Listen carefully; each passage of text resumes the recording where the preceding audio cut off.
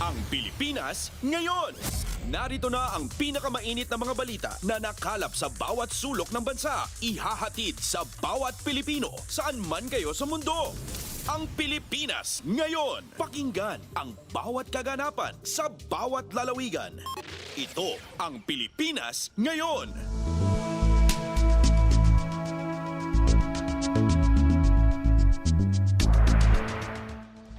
Magandang araw po sa ating mga tagapakinig. Welcome po ulit sa ating programang Ang Pilipinas Ngayon. Sa ngalan ni Ven Blones, ito po si Steph Vicente. Samahan niyo po ako sa kabuuan ng ating palatuntunan.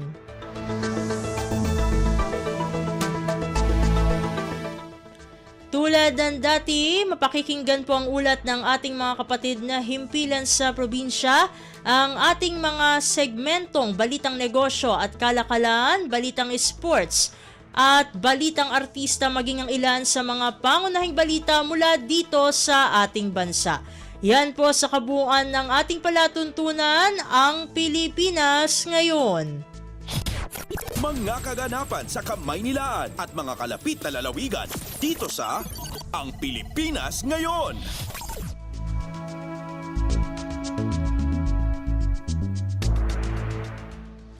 Sa makahalagang balita, nakatakdang makipagpulong si Pangulong Ferdinand R. Marcos Jr. kina US President Joe Biden at Japanese Prime Minister Kishida Fumio sa makasaysayang Trilateral Summit sa Washington, D.C.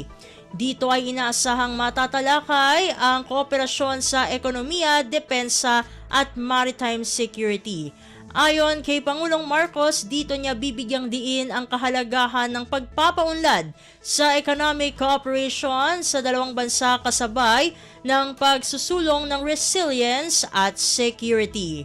I intend to explore ways of advancing cooperation, especially in the areas of critical infrastructure, semiconductors, digitalization, and cybersecurity, critical minerals, renewable energy, as well as defense and maritime cooperation. Si Pangulong Ferdinand R. Marcos Jr. Pasada ng mga balita mula sa Pilipinas para sa mga Pilipino saan man sa mundo. Ang Pilipinas Ngayon.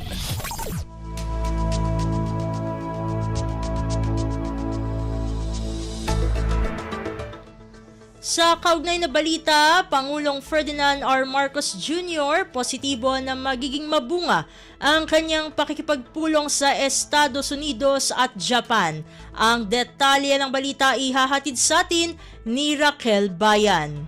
Positibo si Pangulong Ferdinand R. Marcos Jr. na magiging mabunga ang kanyang pakikipagpulong sa Japan at Estados Unidos ngayong linggo. Sa departure speech ng Pangulo, sinabi nito na palalakasin ng tatlong bansa ang kooperasyon nito sa pagsusulong ng ekonomiya, critical infrastructure, cybersecurity, defense at maritime cooperation. Partikular anya niyang bubuksan sa harap ng dalawang lider ang ilang regional at security issues, pagsusulong ng rule of law at rules-based international order sa Indo-Pacific region. Nilinaw naman ni Pangulong Marcos na ang pulong na ito, bagamat matatalakay ang usapin ng depensa at seguridad, ay si sentro pa rin ang usapin sa ekonomiya ng tatlong bansa. It is mainly an agreement to strengthen the cooperation on the economic front. Of course, security and defense is going to be part of that discussion, but nonetheless, I think I can assure everyone that that is not the main intent of this trilateral agreement. The main intent of this trilateral agreement is for us to be able to continue to flourish, to be able to help one another. Mula sa Malacanang, ito si Raquel Bayan para sa Radyo Pilipinas. Kumpleto, detalyadong balitaan, di papahuli sa mahahalagang kaganapan. Kamustahin ang inang bayan, ang Pilipinas Ngayon.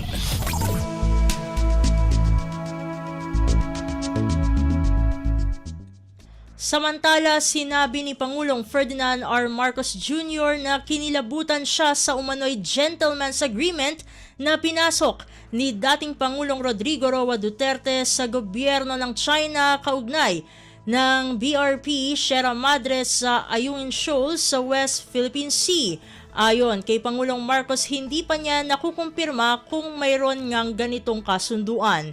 Gayunpaman, sinabi niya na nakakapangilabot ang ideya na pumasok ang Pilipinas sa isang lihim na kasunduan para ikompromiso ang ating teritoryo. I am horrified by the idea that we have compromised through a secret agreement the territory, the sovereignty, and the sovereign rights of the Philippines. Si Pangulong Ferdinand R. Marcos Jr. Pasada ng mga balita mula sa Pilipinas para sa mga Pilipino saan man sa mundo. Ang Pilipinas ngayon.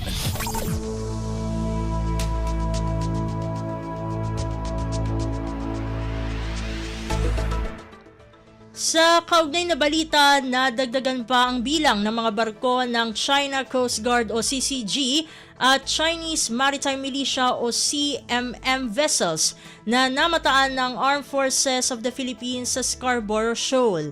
Sinabi ni AFP spokesperson Colonel Francel Margareth Padilla na mayroong 4 na CCG vessels at 20 CMM vessels ang namataan sa nasabing lugar. Mas marami ito kumpara sa karaniwang 2 barko ng CCG na idinedeploy sa naturang lagoon. Hindi pa malaman ng sandatahang lakas ang dahilan sa dagdag deployment ng mga barko ng China sa Scarborough Shoal.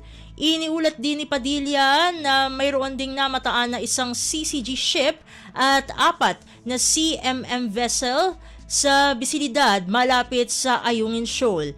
May isa pang CCG vessel, 14 na CMM vessels at isa ring People's Liberation Army Navy na namataan malapit sa Pag-asa Island.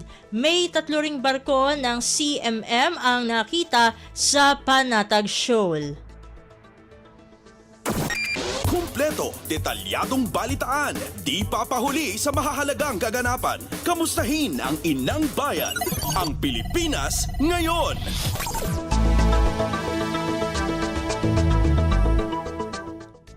Sa iba pang mga balita, welcome ang anumang like-minded countries na sumali sa susunod na joint patrols ng Pilipinas na isasagawa sa West Philippine Sea. Ito ang inihayag ng Philippine Navy kasunod ng pinakahuling multilateral maritime cooperative activity na isinagawa ng Pilipinas sa WPS kasama ang Japan, Australia at Estados Unidos. Sinabi ni Philippine Navy spokesperson for the West Philippine Sea, Commodore Roy Vincent Trinidad, na marami pa ang nakahanay ng mga aktibidad na Navy-to-Navy engagements. Welcome aniya sa nasabing aktibidad ang iba pang mga bansa na lumahok dito. Ang hakbang na ito aniya ay bahagi ng pagpapalakas sa kakayahan ng sandatahang lakas kasabay na rin ng pagtataguyod ng stability sa West Philippine Sea. Pasada ng mga balita mula sa Pilipinas para sa mga Pilipino saan man sa mundo. Ang Pilipinas ngayon. Samantala, pinag-aaralan ng pamahalaan ng isang single holistic plan para gumanda ang sistema ng transportasyon sa Metro Manila upang mapaluwag ito. Ayon kay Pangulong Ferdinand R. Marcos Jr., magandang magkaroon ng koordinasyon sa iba't ibang lokal na pamahalaan para nabebenepisyohan ng sistema ang bawat pangailangan ng bayan o lungsod man. Sabi ng Pangulo, kasama sa plano ang mga motorcycle rider na planong palawakin pa para sa delivery at iba pang katulad na serbisyo. Ang tingin natin sa traffic, ang traffic systems, pati sa kalsada, pati sa mass transit, lahat yan, ay gagawin natin isang buong plano. At ang pananaw natin sa problema ng trapiko sa Metro Manila ay isang buong sistema. We have to look at it as an entire system that complements each other, one town, one city to another. Si Pangulong Ferdinand R. Marcos Jr.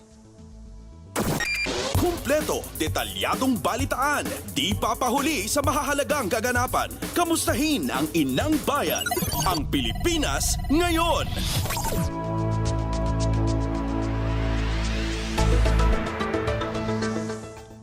Sa kaugnay na ulat, magpapatupad ang mga lokal na pamahalaan sa Metro Manila ng mas maagang operating time upang maiwasan ang matinding traffic tuwing rush hour. Inanunsyo ni Metropolitan Manila Development Authority o MMDA Chairman Attorney Romando Artes na simula alas 7 ng umaga hanggang alas 4 ng hapon ang magiging working hour schedule sa mga LGU sa National Capital Region. Ito ay para hindi makasabay ang working hours sa pribadong sektor. Sisimulan po ng LGUs ng Metro Manila ang 7 to 4 work arrangement or 7 a.m. to 4 p.m. work arrangement dahil ito po ay naipasa na sa Metro Manila Council. Gayunpaman, aminado si Artes na isa sa mga dahilan ng trapiko ay ang maraming bumibili ng sasakyan imbes na gumamit ng pampublikong transportasyon. Pasada ng mga balita mula sa Pilipinas para sa mga Pilipino saan man sa mundo. Ang Pilipinas ngayon.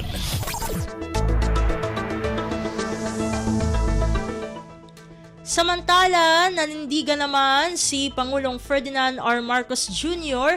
na wala ng extension sa aplikasyon para sa consolidation ng Public Utility Vehicle o PUV operators upang sumali o bumuo ng kooperatiba. Batid na matapos ang ilang extensions, muling nagbigay ng panibagong deadline si Pangulong Marcos sa April 30, 2024. Ayon sa punong ehekutibo, kailangan ng maayos ang sistema para na rin sa kapakanan ng mga driver at operator. At sa kahuli-hulihan ay asahan ninyo, wala na pong extension yung modernization. Kailangan na natin yan. Kailangan na natin yan. Ayusin. Titiyakin lang natin, ang tinitiyak lang namin na hindi mapabigat pa ang babayaran at iutang ng driver-operator. Pangulong Ferdinand R. Marcos Jr. Kumpleto, detalyadong balitaan, di papahuli sa mahahalagang kaganapan. Kamustahin ang inang bayan, ang Pilipinas ngayon.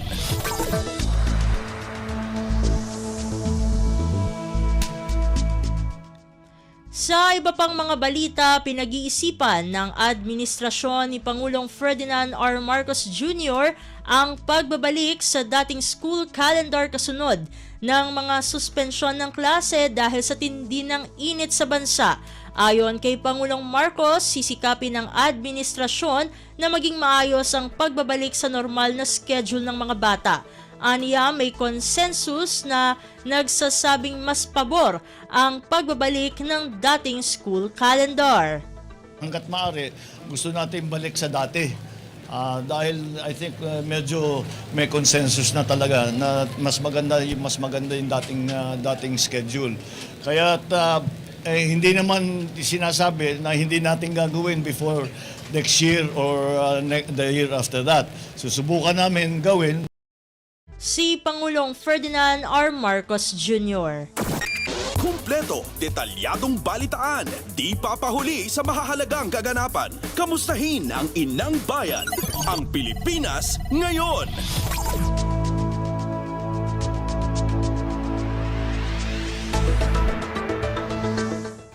Samantala, malawak na suporta ng mga Pilipino sa administrasyon ni Pangulong Ferdinand R. Marcos Jr. nagpapakita na ramdam ng taumbayan ang serbisyo ng gobyerno.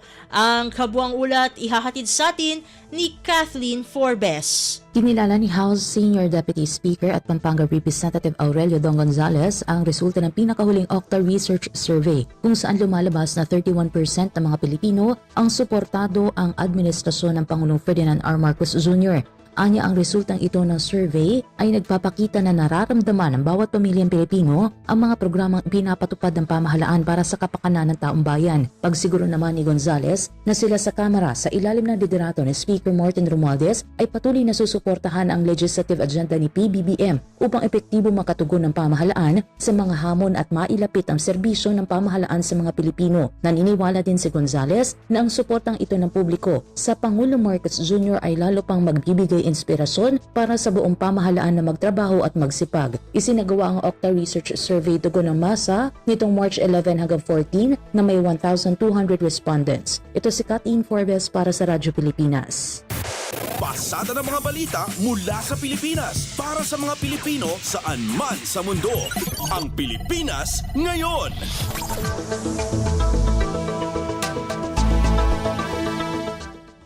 Sa balitang Senado, Senadora Cynthia Villar umaasang mahahanapan ng maayos na relokasyon ang mga naninirahan sa sitio Kapihan, Socorro, Surigao del Norte. Ang detalye ng balita ihahatid naman sa atin ni Nympha Asuncion. Umaasa si Senate Committee on Environment Chairperson Senadora Cynthia Villar na sa pamamagitan ng suporta ng pamahalaan ay maayos na masisimulan ng mga apektadong individual sa sitio Kapihan ang kanilang buhay. Ang pahayag na ito ni Villar ay kasunod ng turuyang pagkansela ng Department of Environment and Natural Resources o DNR sa Protected Area Community-Based Resource Management Agreement o PACBARMA ng sinasabing kulto na Socorro Bayanihan Services Inc. o SBSI. Nagpahayag ng suporta ang senadora sa mga hakbang ng pamahalaan na maghanap ng dararapat na relokasyon para sa mga biktima ng kulto. Nakakapanglakas ng loob niya na nagbibigay ng tulong ang mga ahensya ng gobyerno gaya ng DSWD, DOLE at lokal na pamahalaan ng probinsya ng Surigao del Norte sa mga biktima. Sinabi rin ng mambabatas na ang pagkansela ng PACBARMA ng SBSI ay long overdue action na bilang marami na itong nagawang paglabag sa naturang kasunduan. Kung napanatili lang anya ng DNR ang mahigpit na pagbabantay at kung nagkaroon ito ng epesyenteng sistema sa pagmonitor ng ating protected areas at mga kasunduan ay hindi na sana nabuo at lumaki pa ang naturang kulto. Ito si Nympha Asuncion para sa Radyo Pilipinas. Pasada ng mga balita mula sa Pilipinas para sa mga Pilipino saan man sa mundo. Ang Pilipinas ngayon.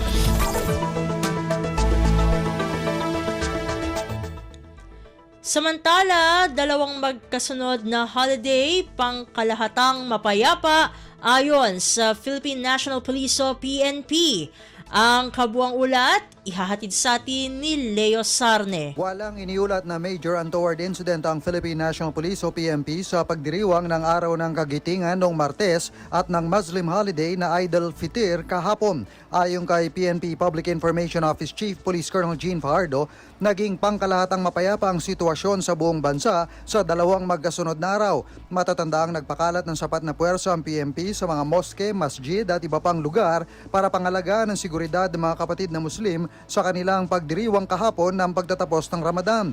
Habang aktibo naman ang pagbabantay ng mga pulis sa mga terminal ng sasakyan at iba pang places of convergence sa inaasahang pagbiyahe ng mga bakasyonista na sinamantala ang magkasunod na holiday. Mula sa PNP, ito si Leo Sarne para sa Radyo Pilipinas. Kumpleto, detalyadong balitaan, di papahuli sa mahahalagang kaganapan. Kamustahin ang inang bayan, ang Pilipinas ngayon.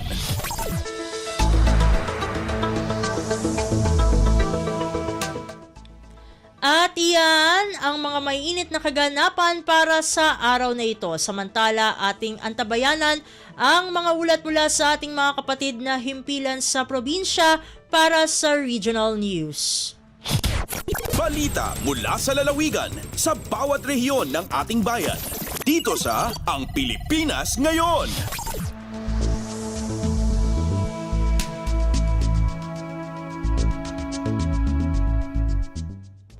Narito na ang bugso ng ating mga regional news. Dumako muna tayo sa rehiyon ng Luzon.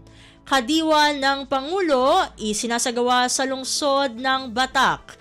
Ang kabuang ulat, ihahatid sa atin ni Jude Pitpitan mula sa Lawag. Maiyo suswat manan iti syudad ti Batak, Imelda Cultural Center, iti kadiwa ng Pangulo. Segon kini City Agriculturist Mark Abad, nupay ano dagiti apektadon aman nalon iti El Nino, ado dalatamet dagiti manalon anangipan kadagiti lakuda anateng karne itlog, dagiti nagdudumang nga bazar, kas iti pagmeryendaan dagiti dry goods kenda dumapay. Naisang sangayan ti panagpwesto dagiti taga Bureau of Fisheries and Aquatic Resources Region 1, gapotayng tugot da dagiti lakuda nga bangus nga agpresyo iti 150 pesos iti kada kilo, amang anabababa iti tiyandaan nga umabot ti 220 pesos per kilo. Ti presyo ti nakaipos iti sangwanan ti Imelda Cultural Center ket iti ceiling price kaya nasawan mabalin pa nga ibaba dagiti stalls ti presyo da. Iti napalabas akadiwa ng Pangulo agar 520,000 pesos iti naglakwan dagiti aming nga stalls panganan ken dry goods nakipagpartisipar iti nasao nga aktibidad. Manipod iti syudad Tilawag, Jude Pitpitan, Radyo Pilipinas. Balita mula sa lalawigan sa bawat rehiyon ng ating bayan. Dito sa Ang Pilipinas Ngayon.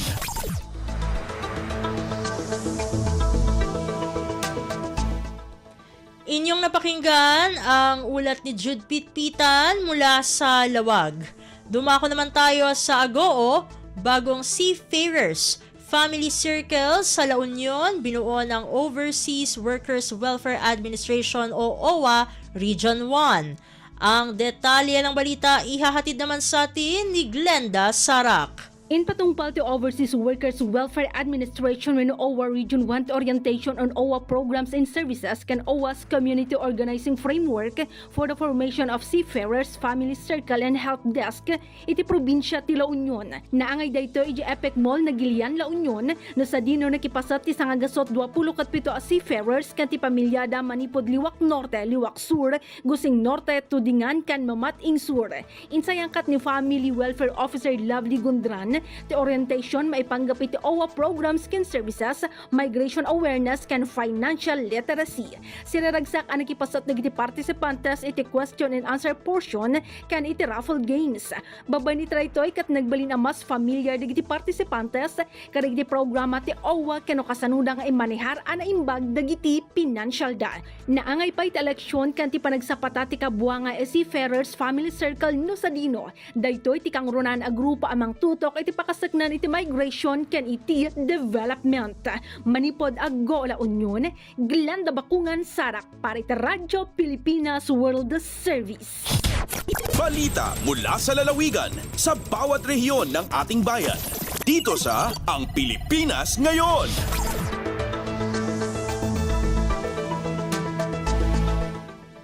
Inyong napakinggan ang ulat ni Glenda Sarak mula sa Agoo. Puntahan naman natin ang rehiyon ng Kabisayaan, ikalawang mataas na leader ng New People's Army o NPA sa Eastern Visayas na aresto ng otoridad sa Cebu City. Ang detalye ng balita, ihahatid sa atin ni Daisy Belizar mula sa Borongan. Naaristohan mga sundalo ang 8th Infantry Division ng Philippine National Police ang ikaduha nga pinakahitaas nga leader ng New People's Army sa Eastern Visayas. Ngay Romulo Mikabalo ha Cebu City han Abril 8. Himi Kabalo in gindakop basarin warrant of arrest nga ginpalusad han RTC Brand 7 Agusan del Sur darahin kaso nga kidnapping and robbery. Ang akusado in ginsisaring ang notorious nga leader ng Eastern Visayas Regional Party Committee nga responsable sa pagsunog han ipapad Las Navas Road Construction Equipment han Northern Samar han 2021 pag-ambush and sundalo nga ni mga KAFGO han 52nd Infantry Battalion ngan Community Support Program Team habungtuan hipapad Eastern Samar han tuig 2021 ngan 2022. Kasumpay hinigin tagusya ni Major General Camilo Ziligayo, Commander han 8 ID an malangpuson nga operasyon han militar ngan pulisya. Nagpahayag naman hin kumpiyansa sa MTF LCAC Chairman han Las Navas Mayor Arlito Tan ngan kadakop ni Mika Balo in magdadalan hakapukan han nahibibilin nga mga miyembro han Communist Terrorist Group ha irabungto ngan bugos nga Eastern Visayas. Tika nga Borongan City, Daisy Lalosa Belizar, Radyo Pilipinas World Service. Balita mula sa lalawigan sa bawat rehiyon ng ating bayan. Dito sa Ang Pilipinas Ngayon.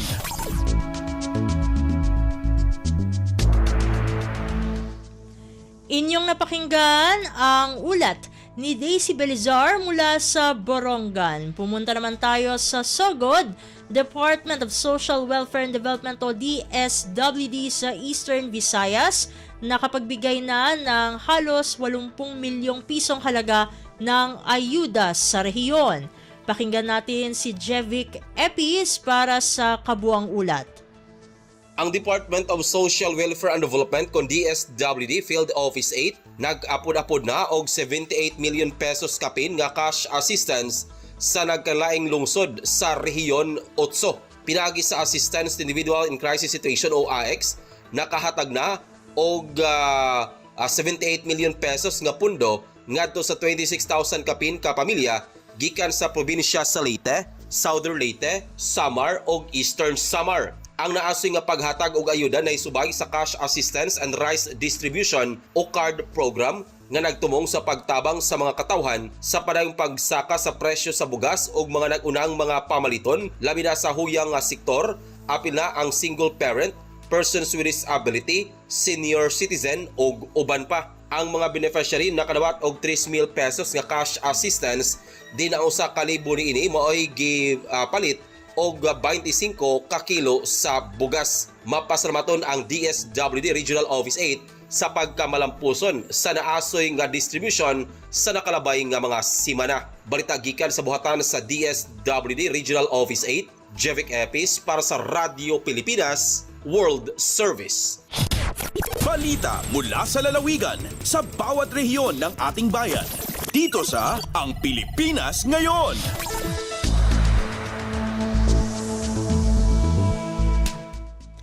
Inyong napakinggan ang ulat ni Jevic Epis mula sa Sogod. Dakuin naman natin ang rehiyon ng Mindanao. Personnel at tropa ng Roads and Traffic Administration ng Cagayan de Oro sumailalim sa isang Information and Education Orientation. Ang detalye ng balita, ihahatid sa atin ni Ryan Carbon mula sa Cagayan de Oro. Sa tinguha nga subling mahinumduman sa mga traffic enforcers ang ilang tahas ug rason sa pagsunod sa maong trabaho, nagpahigayon og panagtigom ang mga personahe ug tropa sa Roads and Traffic Administration kon RTA niadtong miaging semana diha sa City Tourism Hall.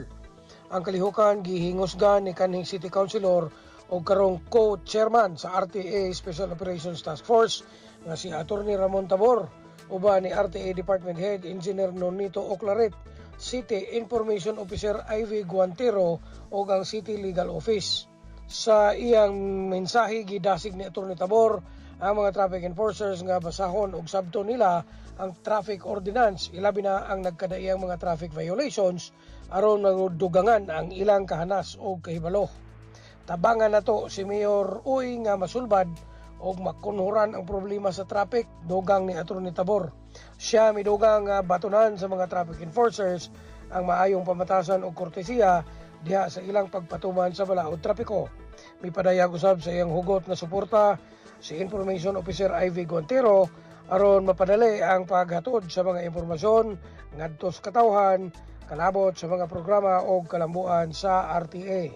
Samtang mapasalamaton ang tibuok pwersa sa Roads and Traffic Administration uban sa Special Operations Task Force kang Mayor Uy sa kahigayunan og pagsalig nga gihatag ilabi na ang suporta.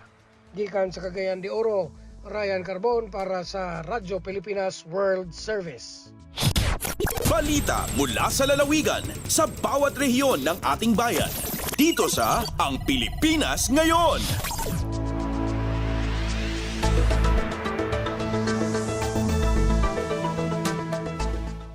Inyong napakinggan ang ulat ni Ryan Carbon mula sa Cagayan de Oro. Pumunta naman tayo sa Zamboanga. Mahigit 82 milyong pisong halaga ng iligal na droga na samsam ng kapulisan sa magkakahiwalay na operasyon laban sa droga sa rehiyon ngayong taon. Narito ang detalye ng balita mula kay Shirley Espino. Alcanzaya na 82.2 milyon de peso al cantidad de droga prohibido que puede confiscar mga autoridad na siya partaw anti-illegal drugs operation na Zamboanga Peninsula este año.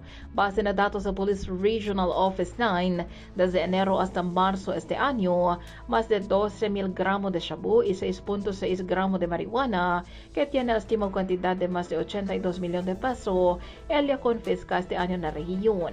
Y resulta también este arresto del total de 424 mga individual na 86 mga operasyon dentro del mencionado periodo. Más grande operación desde enero y marzo este año y anota del marzo 13 donde 1.8 milyon de peso el cantidad de droga ya puede confiscar durante la operación ng Barangay Sangali este ciudad. Desde aquí na ciudad de Zamboanga, este si Shirley Espino para na Radyo Pilipinas World Service. Balita mula sa lalawigan sa bawat rehiyon ng ating bayan. Dito sa Ang Pilipinas Ngayon.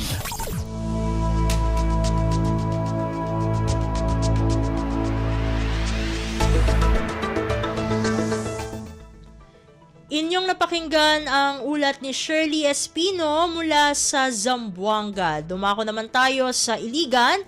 Mahigit 100 out-of-school youth sa Iligan City matagumpay na nakapagtapos. Ang kabuang ulat ihahatid naman sa atin ni Sharif Timhar Habib Majid.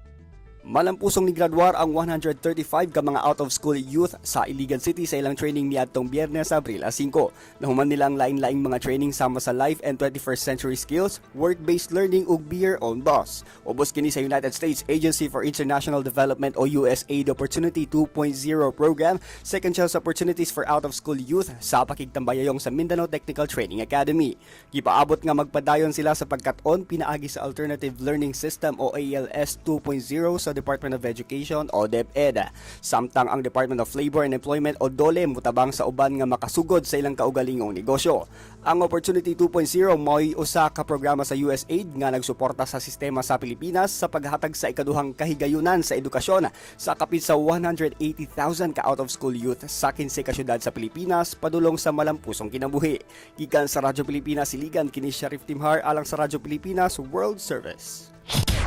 Balita mula sa lalawigan sa bawat rehiyon ng ating bayan. Dito sa Ang Pilipinas Ngayon.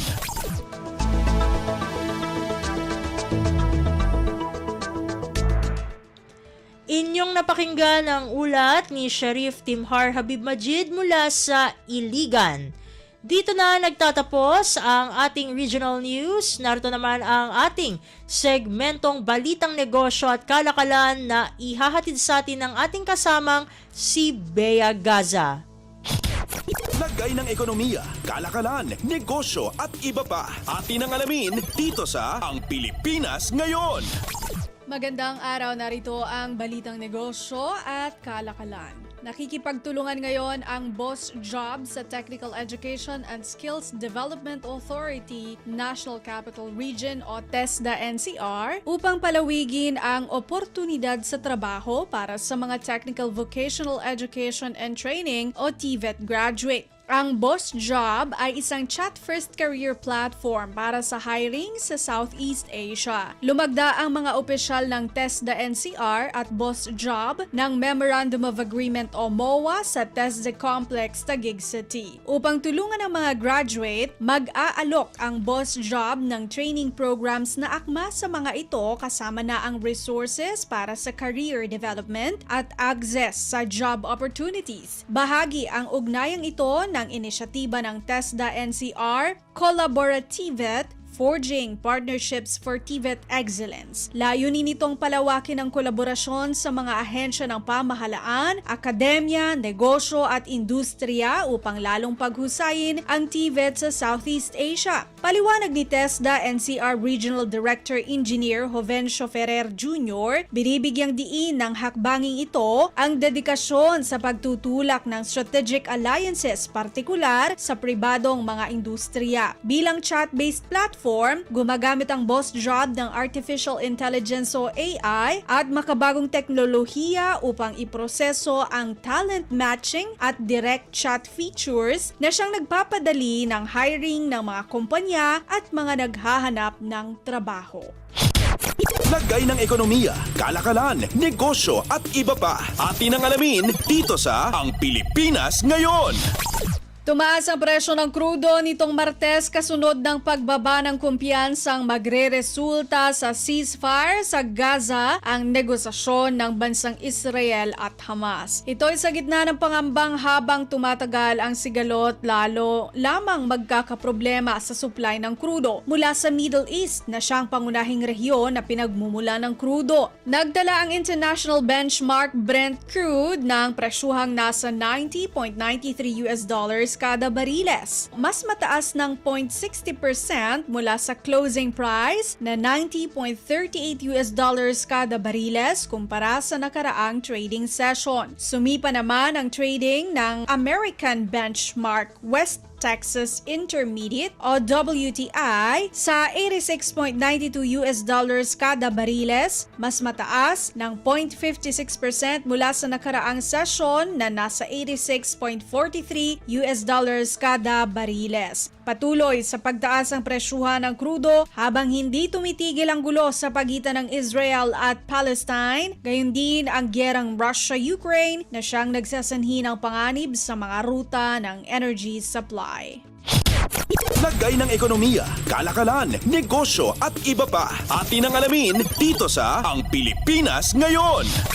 Nakatakdang magtungo sa Pilipinas si New Zealand Prime Minister Christopher Luxon kasama ang ilang senior business delegation sa susunod na linggo ayon sa tanggapan nito. Pahayag ng pamahalaan ng New Zealand, makikipagpulong si Prime Minister Luxon kay Pangulong Ferdinand R. Marcos Jr. upang tingnan ang mga oportunidad sa Kiwi business habang nasa bansa. Ang pagbisita sa Manila ni Prime Minister Luxon ay kabahagi ng kaniyang tatlong Southeast Asian Nation Tour mula ika-14 hanggang ika-12 ng Abril. Magmumula ang Prime Minister sa mga bansang Singapore at Thailand. Ang Pilipinas, ani Luxon, ay isa sa mayroong pinakamabilis na paglago ng ekonomiya sa rehiyon at inaasahang magiging top 20 global economy sa taong 2050. Nauna nang nabanggit ng New Zealand Foreign Affairs and Trade Ministry na renewable energy, environmental at social deliverables, back office support at skilled labor ang ilan sa mga larangang mayroong potensyal sa pamumuhunan ng New Zealand sa Pilipinas. Maliban sa business delegation, sasamahan sa Manila si Prime Minister Luxon, nina New Zealand Minister of Climate Change and Revenue Simon Watts at Paulo Garcia, ang kauna-unahang Pinoy na miyembro ng New Zealand Parliament. Ayon sa tanggapan ng Prime Minister, ito ang unang pagbisita ng New Zealand Prime Minister sa Pilipinas sa nakalipas na 14 na taon. Lagay ng ekonomiya, kalakalan, negosyo at iba pa. Atin ang alamin dito sa Ang Pilipinas Ngayon. At iyan ang ating balitang negosyo at kalakalan. Ito si Bea Gaza para sa Radyo Pilipinas World Service. Lagay ng ekonomiya, kalakalan, negosyo at iba pa. Atin ang alamin dito sa Ang Pilipinas Ngayon.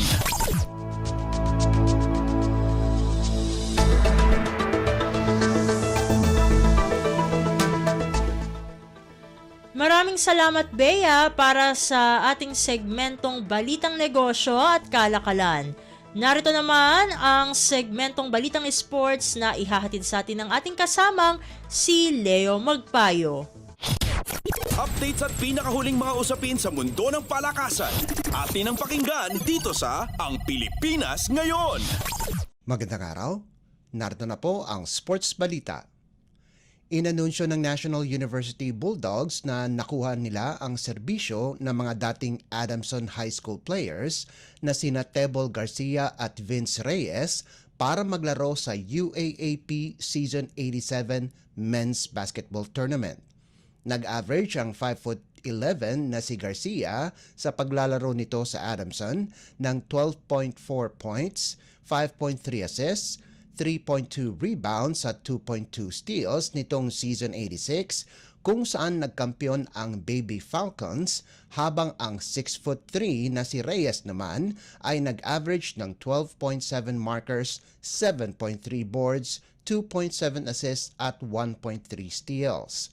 Ang mga numerong ito ay sapat para makapasok sila sa top 24 ng National Basketball Training Center o NBTC, kung saan si Garcia ay nasa number 5 spot, habang si Reyes ay nasa number 7 ng pinakamagagaling na high school players sa buong bansa. Ayon naman kay NU head coach Jeff Napa, malaking tulong ang pagpasok ni Garcia at Reyes sa koponan dahil sa hangarin nilang makapasok ng finals. Sinabi din ni Napa na mapapakinabangan talaga ng NU squad sina Garcia at Reyes dahil makakasama nila ito ng buong 5 taon sa UAAP. Updates at pinakahuling mga usapin sa mundo ng palakasan. Atin ang pakinggan dito sa Ang Pilipinas Ngayon. Mabilis na dinispatcha ng National University ang Ateneo de Manila University 25-22, 25-21 at 25-19 para kunin ang isang pwesto sa Final Four ng UAAP Season 86 Men's Volleyball Tournament na ginanap sa Mall of Asia Arena. Ang rookie middle blocker na si Ruenzmel Tagibolos ang nanguna sa scoring sa nagawa nitong 12 puntos mula sa 9 na attacks at 3 blocks. Ang panalo ng NU ay nakatulong sa Far Eastern University na kunin ang isa pang pwesto sa Final Four. Kasalukuyang may 9-1 record ang FEU habang napaganda ang kartada ng Bulldogs sa 9-2.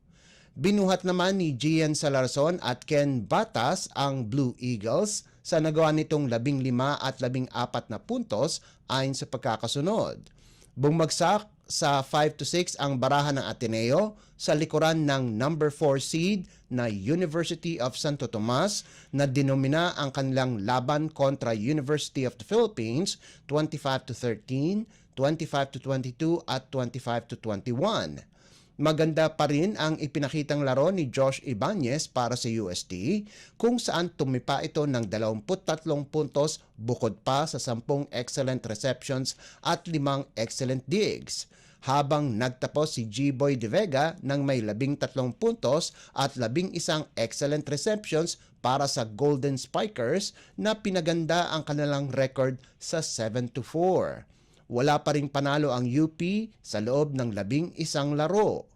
Nakagawa naman ng 12 puntos si Angelo Lagando habang nagdagdag ng 10 puntos, 9 na excellent receptions at 4 na excellent digs si JV Malabanan para sa Fighting Maroons. Updates at pinakahuling mga usapin sa mundo ng palakasan. Atin ang pakinggan dito sa Ang Pilipinas Ngayon. Pinakita ni Carila Hazareno ang kanyang kakayahan para sa Jose Rizal University kung saan nakuha nila ang una nilang panalo laban sa Emilio Aguinaldo College 25-20, 25-20 at 25-23 sa NCAA Season 99 Women's Volleyball Tournament na ginanap sa San Andres Sports Complex sa Maynila. Pinangunahan ni Hazareno ang Lady Bombers sa nagawa nitong 13 puntos kung saan 8 dito ay nanggaling sa ikatlong set kasama pa ang 9 na excellent digs para tulungan ang JRU sa 1-1 record. Samantala, bumagsak naman sa 0-2 ang Lady Generals. Sa unang laro, kabaliktaran naman ang nangyari sa men's volleyball kung saan mabilis na dinispatcha ng EYAC ang JRU 25-16, 25-17 at 25-16 para manatiling malinis ang kanilang record sa 2-0 habang wala pa ring panalo ang JRU men's volleyball team sa loob ng 2 laro.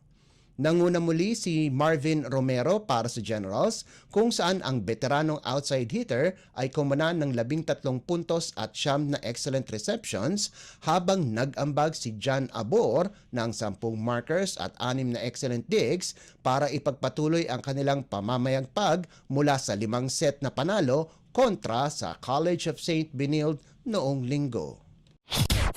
Updates at pinakahuling mga usapin sa mundo ng palakasan. Atin ang pakinggan dito sa Ang Pilipinas Ngayon. At yan ang pinakahuling balita sa larangan ng palakasan. Para sa Radyo Pilipinas World Service, ito po si Leo Magpayo. Magandang araw. Updates at pinakahuling mga usapin sa mundo ng palakasan. Atin ang pakinggan dito sa Ang Pilipinas Ngayon. Maraming salamat Leo para sa ating segmentong Balitang Sports. Samantala, narito na ang mga latest chika sa ating segmentong Balitang Artista kasama ang nag-iisang si Mama JT. Ang latest, ang hottest sa showbiz and entertainment. Heto na sa Ang Pilipinas Ngayon.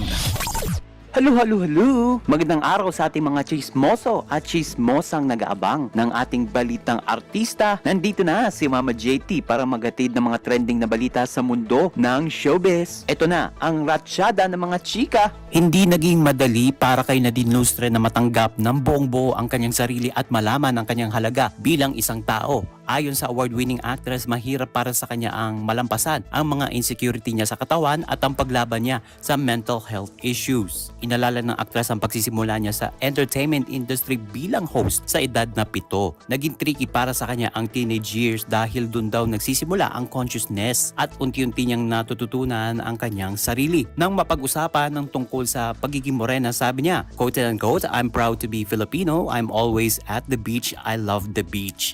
I love surfing, I love swimming, and I love hanging out under the sun." And sabi pa niya, it makes her Nadine. And naalala pa nito ang panahong nare-reject siya sa mga audition dahil sa pagiging morena nito. Pero hindi niya itinanggi na dumating din ito sa puntong gumamit ng mga produktong pampaputik upang maboost ang kanyang self-confidence. Samantala, binalikan din ni Nadine ang pagkakaroon ng mental health issues lalo na nung pumanaw ang kanyang kapatid. Napakahirap daw ng pinagdaanan niya noong ipinagluluksa ang kapatid pero kailangan pa rin niyang magtrabaho. And gustong-gusto na rin umuwi ni Nadine sa Siargao bilang bahagi ng kanyang pagre-relax at pag-unwind nito. And may pagkakataon daw na si Nadine ay kumakain mag-isa sa mga restaurant at nanonood mag-isa sa sinehan. Samantala, inanunsyo ng Star Magic na hindi muna matutuloy ang 10th anniversary concert na pinamagatang reimagined ng kapamilya actress at singer na si Janela Salvador kasabay ng paghingi nila ng paumanhin sa hindi inaasahang pangyayari. Ito yung naging bahagi ng statement ng Kapamilya Talent Management Agency. Quote-unquote, "Due to unforeseen circumstances, we would like to announce that Janela Salvador's concert originally scheduled for April 19, 2024 at the New Frontier Theater will be postponed." And humiling ang Star Magic ng pangunawa at hinikayat nito ang mga bumili ng ticket na itago lamang nila ang kanilang ticket na gagamitin para sa rescheduled concert date o i-refund ang kanilang binayad. Samantalang nagbigay na ng statement ang kapamilya actress at singer tungkol dito. Sa ex-post nito, idinaan na lang sa biro ang pagkakaantala ng kanyang konsyerto. Sabi niya, quote-unquote, "Pause kasi siya, kayo na lang. Ayan, inunahan ko na kayo."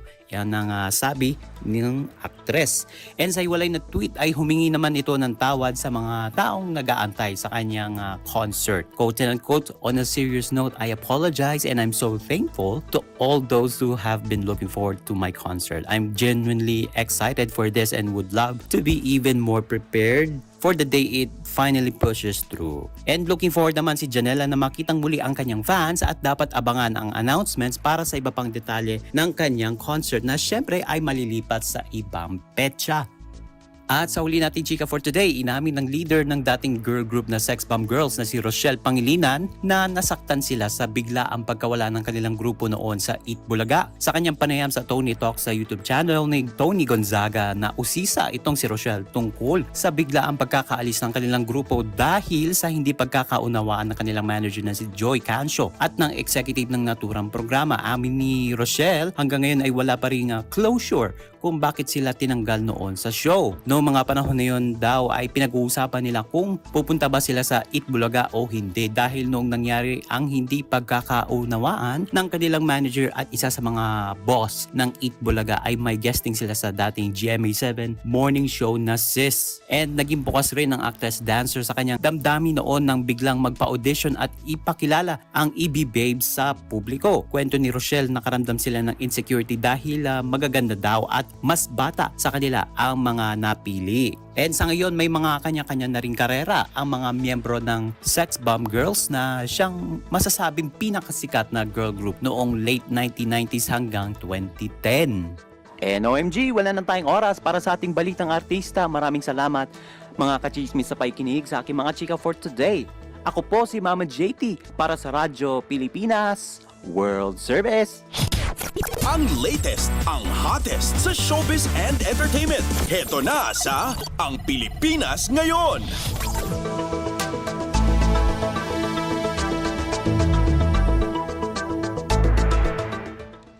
At yan po ang kabuuan ng ating programa para sa araw na ito. Samantala, magpapasalamat muna tayo sa ating mga nakasama sa ating transmitter site sa Tinang, sa studio. Kasama natin si Milo Janela, Susan Aison at Anthony Pimentel. Salamat din sa mga naghatid ng mga ulat mula sa Kamaynilaan at mga probinsya, pati na rin ang naghatid sa atin ng segmentong Balitang Negosyo at Kalakalan na si Bea Gaza, ng segmentong Balitang Sports na si Leo Magpayo, at ng segmentong Balitang Artista na si Mama JT. At syempre maraming salamat sa ating station manager na si Mr. Ray Sampang. Maraming salamat po hanggang sa susunod na edisyon ng ating palatuntunan. Huwag kalimutang mag-like, mag-follow at mag-subscribe na sa mga social media account o page ng Radyo Pilipinas World Service upang maging laging updated sa mga mahahalagang balita. Sa ngalan ni Ven Blones, ito po si Steph Vicente. Mabuhay po tayong mga Pilipino. At yan ang Pilipinas Ngayon. Muling samahan si Ven Blones sa parehong oras at alamin ang pinakahuling mga kaganapan at balita saan man kayo naroon. Ang Pilipinas Ngayon.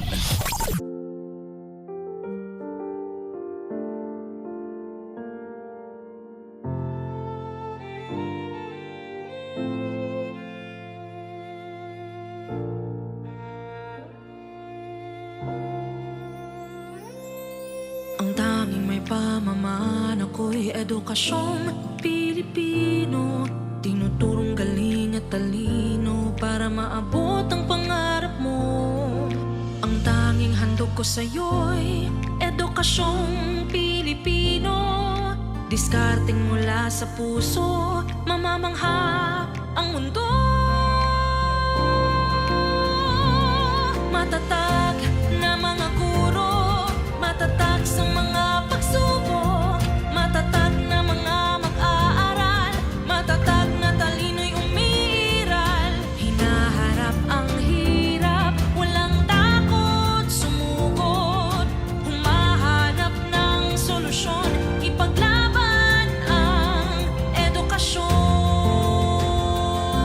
Kabataang Pilipino, Muslim o Kristiyano, lahat ng paniniwala, lahat ng katutubo, may kapansanan, iba man kasarian. Ang ating pag-aaral ay ating karapatan. Ang ating pag-aaral, pang-ahon sa kahirapan. Matatag na mga guro, matatag sa mga pagsubok, matatag na mga mag-aaral, matatag na talino'y umiiral. Hinaharap ang hirap, walang takot sumugod, humahanap ng solusyon, ipaglaban ang edukasyon. Ang tanging alay ko sa'yo'y edukasyong Pilipino. Matapat ng pamamaraan, maunlad na kinabukasan.